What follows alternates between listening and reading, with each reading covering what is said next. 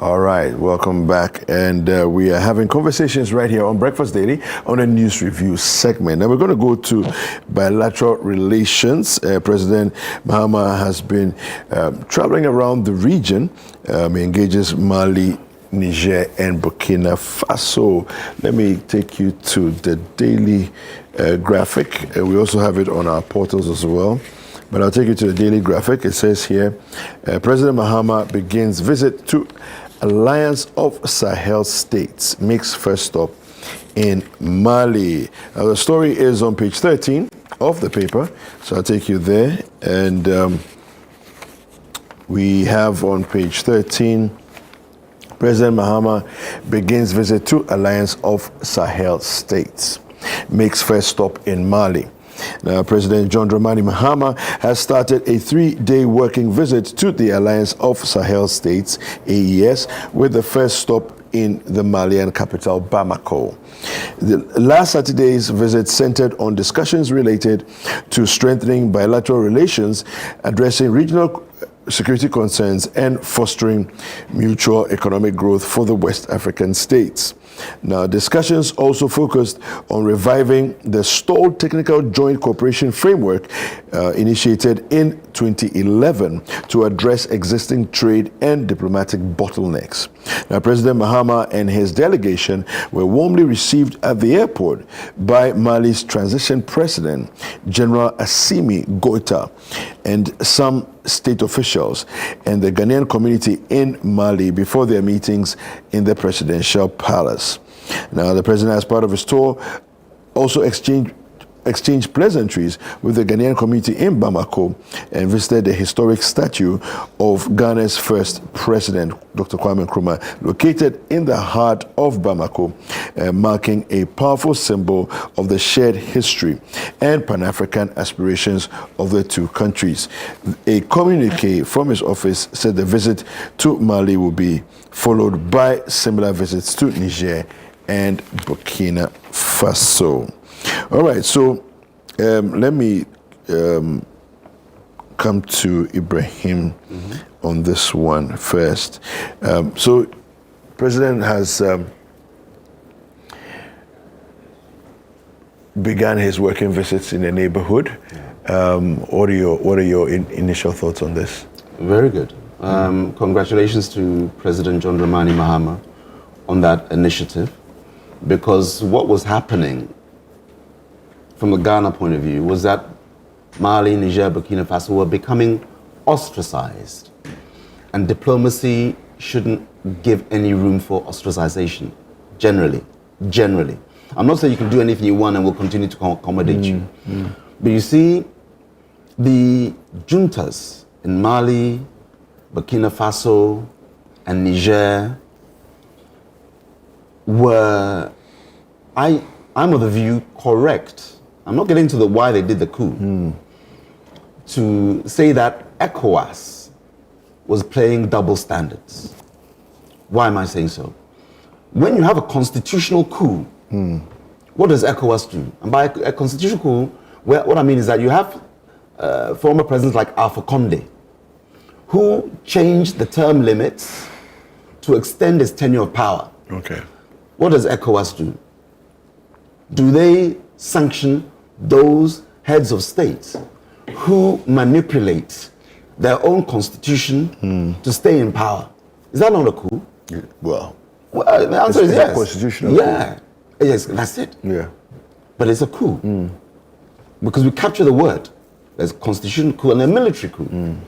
So sometimes when you look at, when you assess their positioning, they're saying that, and then you have generally a public approval for the coup that took place. I'm not a fan of coups. I want to state my position clearly. But every situation has to be assessed on its merits. For me, the day that Kwame Nkrumah was toppled was a bad day for Ghana and indeed Africa. So I'm not a fan of coups at all. But you have to understand that sometimes, and I'm not using Nkrumah as an example, on Nkrumah's side, what tipped the balance for those who were alive at the time? When he made himself president for life, And I'm a big fan of Nkrumah. But when he made himself president for life, it gave the others a green light. Like, okay, Charlie, there's no way out unless we get rid of this guy. Yeah. But it was a bad day for Ghana and for Africa. Coming back to my submission, there are some circumstances when, if so led, the military will take the reins of power. What we needed to do, I'm talking Ghana specifically, was to do more engagement rather than that ostracization. Because now those Sahel countries, they've done what? They've left ECOWAS. Yes. I remember when Buhari did the coup, the palace coup, 1984. Read what he said. General Muhammadu Buhari, who then became the civilian president of Nigeria. He was saying that in terms of how the country was being run, that's why they took over power. So we have to let history guide us and let the present also, again, show us the correct way. I feel that had we not been too abrasive in our somehow pushing them to the wall, we're going to sanction you, what do you call it? All manner of, not all manner, but certain sanctions that they felt that, hold on, our country is suffering. Yeah. We have people wanting to extend their tenure of stay.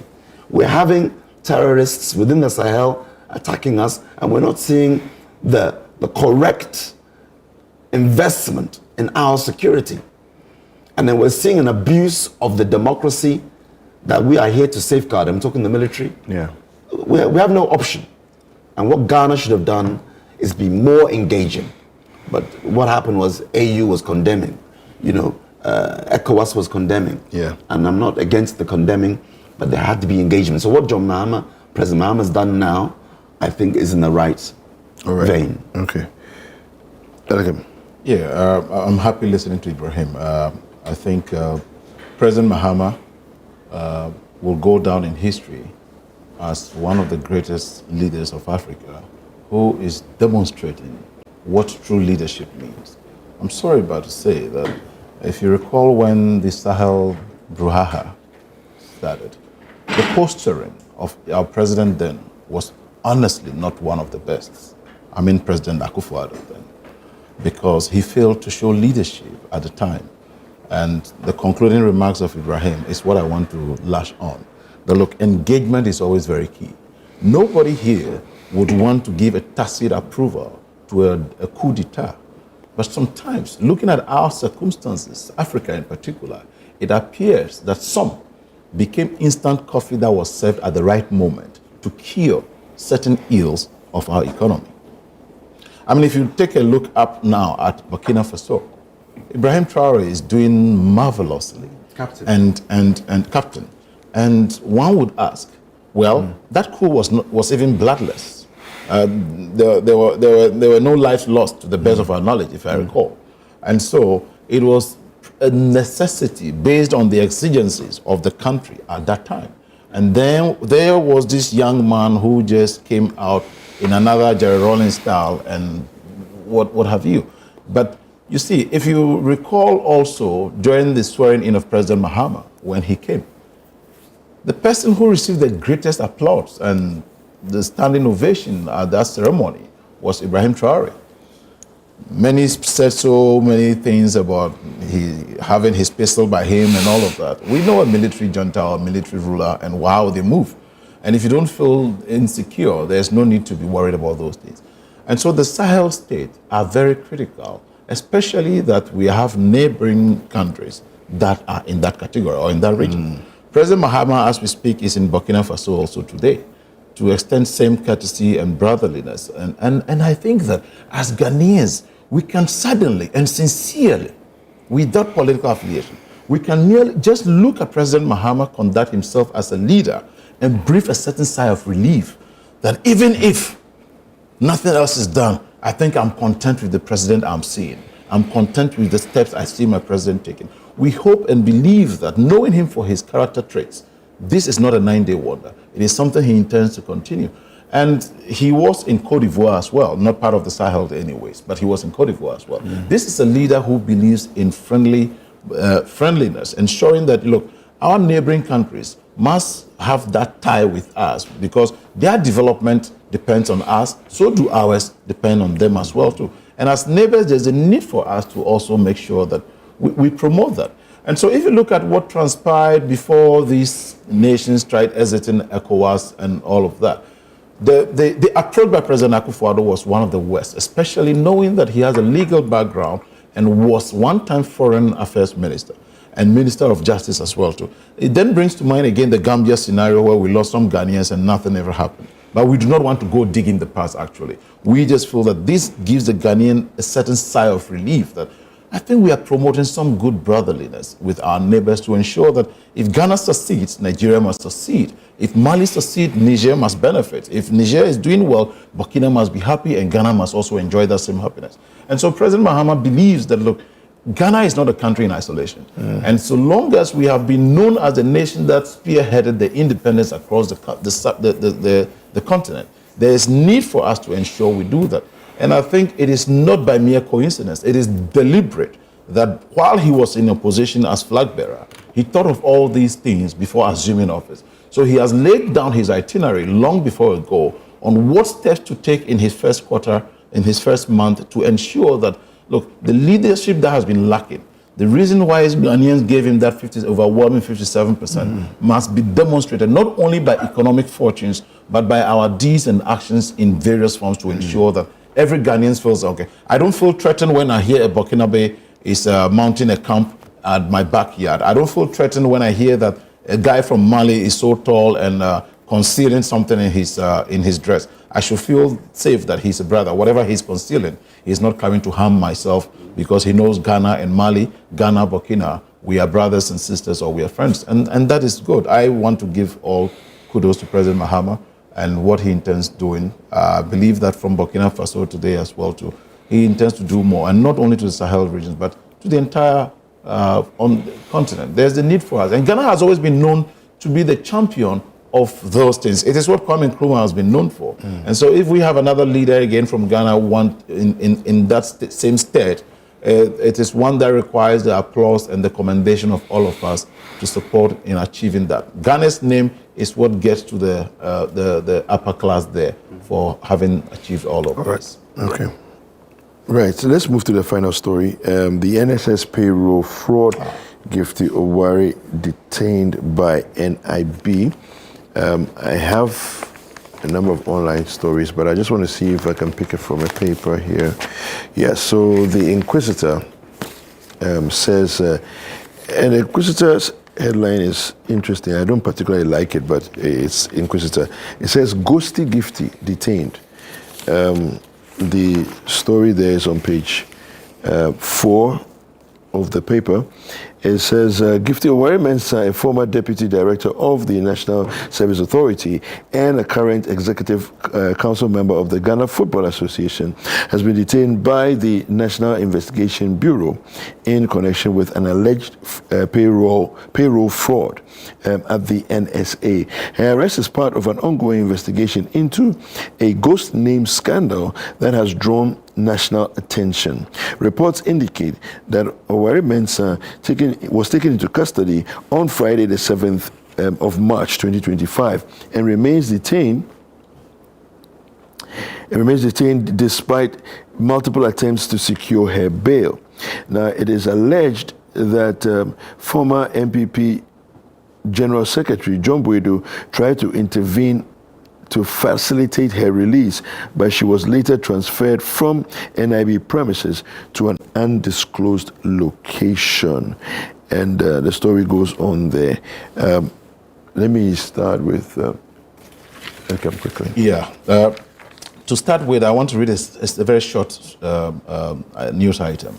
In Cameroon, the former director of salaries in the Ministry of Finance, Emmanuel Lebu, has been condemned to 104 years in jail by the Special Criminal Court in Yaoundé after being found guilty for creating 2,601 fake salary accounts worth 1.8 million CFA per month. The fake accounts ran for a period of 10 years. Wow. And you see, we were talking, our initial conversation was about the budget, tax evasion, and all of that. And if we have career criminals sitting at places of trust. But I have not condemned anybody. You can't yet. refer to it as a criminal. I haven't referred to anybody. I'm just you are saying that if we giving, have yes. career criminals, If we have okay. persons who become career criminals stationed at state institutions who plunder the country, there must be need for them to be dealt with if found guilty. But you see, it is no news in the first place to hear that there's been over 82,000 of such things, ghost names found in our payroll. But what is more painful and what is news is that at the time we found out that there's been over 82,000 ghost names created, a certain vice president was almost globetrotting, screaming on rooftops, shouting, saying that the mere fact that we have gotten a Ghana identification card had expunged all ghost names from the payroll. Alhaji Mahmoud Bawumia, the vice president at the time. And it is the reason why I believe that this matter must be very well investigated to even find out if the vice president had any knowledge of this. Because for a vice president, second gentleman of the country, and all these things were going on when you were preaching the digitalization as the panacea to all our ghost names But and other financial. how could he possibly have known this was going on? Why won't he know? Then why then you are not on top of issues. No, but you see, even this, if it wasn't for the fourth estate, we wouldn't be here by If now. it wasn't for the fourth estate, the fourth estate went to some other institutions to make inquiries and to do investigations and all that. And if, as leader of the country, I must say this on record, if same thing happens under President Mahama will be held responsible, or the vice president must be held responsible. That then he has failed in one way or the other to have some oversight responsibility. He may not directly be the one to have that direct oversight responsibility, but the people, the institutions that have been mandated to do so have failed, or many compromised in the process. And this must not be countenanced at all. Okay. And if this happened for over 8 years, the culprit must be brought to book. I do not care whether it is Gifty Owari or Gifty what have you or whoever. Whoever was involved in any form of such conduct, which is a misconduct, which is thievery, criminal, and punishable by law, must be dealt with iron fist once more.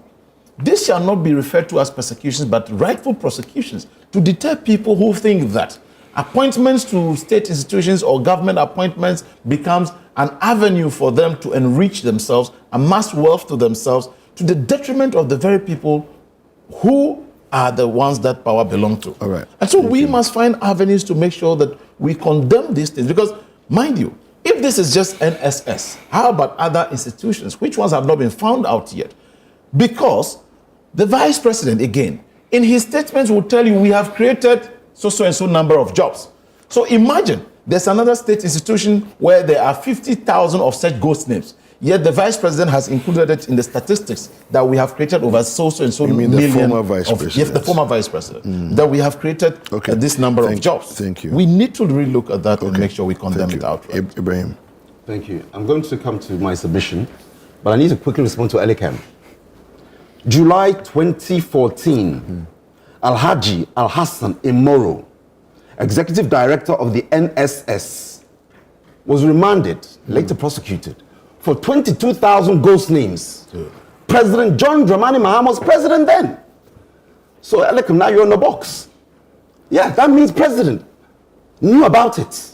Per your submission just now, trying to tie in His Excellency Alhaji Dr. Mahmoud Bawumia, that the Ghana card on the national payroll as Controller and Accountant General's Department captures you, the nurse, the doctor, what have you, the secretary, against government institutions. Clearly there's an oversight here where National Service Secretariat's capturing has not been captured within that thing to weed out ghost names. Because generally you're there for what? A term. Yeah. You're there for 9 months. 9 months, that's it. And then you're gone. You're just there for 9 months.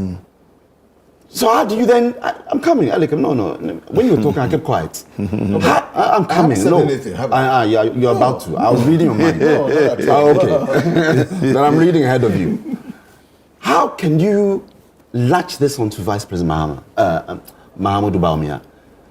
You know, if you're right, me, I'll be the first to say, Charlie, you have a point. But here you don't at all. Because if you want to use that same criteria, then President Mahama knew about Alhaji Alassane Moro. Just Google, those of you who are watching, Google Alhaji Alassane Moro, NSS director. 22,000 ghost names. Yeah. Under NDC, under John Mahama. And he stole 8.69 million Ghana cedis from the state funds. I will let you. Why am I said I come to my submission. We need to be fair when we make our submissions, David. Let's focus on the culprit. I'm not saying Gifty is guilty, but let's focus on those first. I'm not saying Elikam doesn't have the right to expand it. But by your very own submission, you now put John Dramani Mahama, the president, in 2014 and now in the dock. What did you know about it? Anyway, now to my submission. We spoke, this is the third week we spoke about this. And I'm happy that things are progressing. I'm not condemning anybody, innocent until proven guilty. Yeah. But clearly, as I said last week, 81,000 ghost names can't be one or two people. No. It's the whole machinery. And oftentimes you find that politicians come in and meet a corrupt system. Because you had 22,000 under NDC, ghost names, for which Alhaji Alassane Moro was convicted. Yeah. Okay? To NDC's credit, under their watch, they prosecuted. Yeah. Am I right? Yeah. So let me give them that credit. But that does not remove the fact that corruption occurred. And so you find that it's the ecosystem of NSS, I'm using that as an example. A new administration comes in and certain people say, oh, Charlie, you know, we can do this or we can do this or, yeah. Again, I'm not saying Gifty is guilty, but as I said last week, this is not one or two people. You have executive directors, district directors, because when you do the fake names, now how to get the money out? The money can't go to one account. It has to go, and so when it goes to these multiple accounts, how do you get the money? I'm hoping that this investigation, and I'm sure for the really state, uncover all these things. yeah, I'm sure for the state, you know, they have the information, but we would want to know how they extract the money of 81,000 ghost names, because then definitely the district directors, the NSS, are at fault. Bankers, have something called KYC, know your customer. Yeah. So if you're a bank, facilitate, and again, I'm assuming it's a bank, who is facilitating these transfers. What are you complicit? Nothing flagged up? I'm not blaming the banks, but I think we have to open it up and find out. So let the process continue. It's Ghana who suffers. So this is no time to be protecting anybody, defending anybody. Let's defend the truth and let's defend the facts as they are and get to the bottom of it. Right. To her credit, she's come back. Let her tell her side of the story. If she's innocent, the facts will show. If it's otherwise, the facts will show. And again, let's not focus on one person. The entire system. It's the entire system. Yeah. Fantastic. You see, you want to say anything? The reason why there's need to raise the name of Alhaji Bawumia was that at the introduction of the Ghana card was when he made such commentary to make Ghanaians believe that it was never possible ever for us to have ghost names on our payroll. So if the very character who has assured you and myself that the reason why he is on this digitalization mission, for which he's so much saying that he even prefers the Ghana card to 1,000 interchanges, is because the Ghana card had the tendency of making sure we expunge entirely. And don't forget, around even same time was when the special prosecutor... But wouldn't you concede the fact that what Ibrahim said was that, yes, the Ghana card has been made as robust as it can be made, but it's still operated by human beings who, if they want to be corrupt, can be corrupt. Then the commentary must be such a way to depict so that you and I know. You see, for instance, you have given an example of something that happened in 2014, which was 22,000. And now that we're told that we have got a Ghana card which will reduce or eliminate that, it has shot up to 82,000. Okay, all right, okay. So it is a question I am asking. Did Bawumia really know what he was saying then?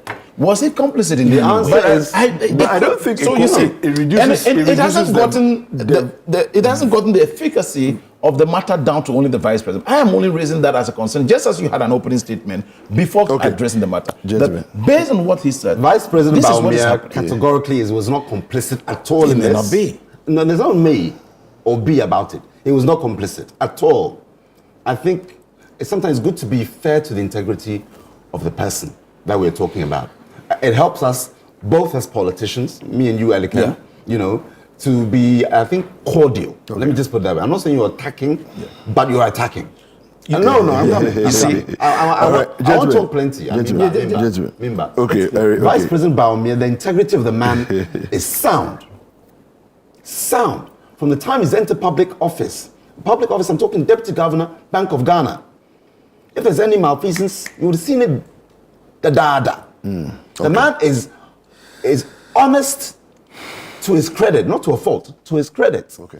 He will not, in any way, shape, or form, know that this is happening and be quiet It about is it. why you just Thank need you. to watch Thank your you, Judge. utterances No, but in that making is fair. submissions relative to a matter to score a political point. Because when it backfires, you must also be culpable, or you must take But absolute controller doesn't responsibility. pay these guys. Okay. Thank you very much, Controller gentlemen. doesn't pay NSS. Thank you very much, gentlemen. I appreciate your time. Ibrahim Ejay is the former Assistant Secretary at the Office of the former President, and Comrade Elikem Kotoko is the National Deputy Organizer of the NDC. This has been it for the News Review segment right here on Breakfast Daily. We have more to come. We have Heritage Caravan Moments. We have our on-air series all to come, and the PL Zone as well. Don't leave us just yet.